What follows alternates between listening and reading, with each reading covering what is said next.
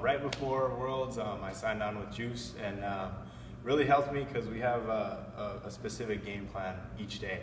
So I like that it's broken down with different exercises each day, 3 days a week approximately, and I get an aspect of mobility and very focused on how my body's moving, and a lot of different footwork, plyometrics, where before it was same thing every day, 3 days a week. If we found some new technique, cool, let's try to add it in. Now it's very specific. Okay, this is going to lead to another exercise, which will lead to something else. So it's very broken down, and there's a plan. So leading up to it, it was cool to have that comfort going into World Championships. And now that I'm back, I think it can go a lot farther. Hopefully, it'll go in the direction we need. I'll be healthy, strong, and be able to contribute it to Taekwondo in the long run. So now it's short term, now we can break it down more long term, and it'll get where we need to long term versus short term. So for me, before I started working with the Juice Compound, I was doing a lot of work with boxers, Undisputed Boxing Gym. They did a really good job of getting my core, my upper body, everything was really strong.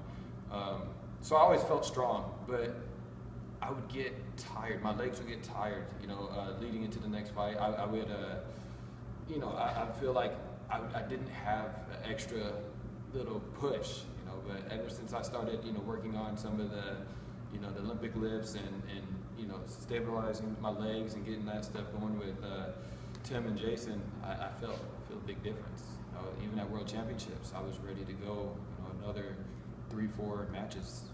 So, that was a big benefit for me. So our experience at World Championships, for both of us, it was our first time there. For a personal standpoint, it was awesome to just go out and represent USA. I would have loved to have done much better, but going out on the ring, I was just feeling my dream, and I felt like I was soaking it all in while I was there, just super excited, not really knowing what to do, but soaking it all in at the same time, just there, understanding that I finally made it to where I wanted to, and I was happy to represent, and hopefully I'll be able to do that again. And I'm a little disappointed with the outcome, but I'm ready to strive for more. And as far as me, I am really grateful for the experience.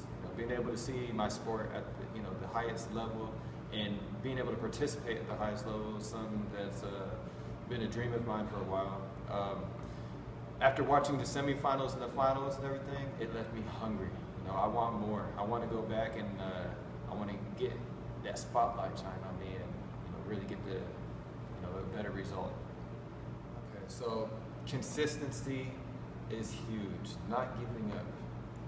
Going through the injuries, getting yourself better, going through the hardships. There's always going to be that thing that's going to hold you back. One thing that I always say is, if you're not getting over a hurdle, you're not moving.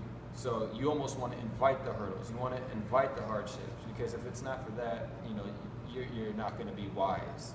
It's the hardships, it's the injuries, it's the things that are hard on you that make it so that you're wise, so that you know how to be that champion.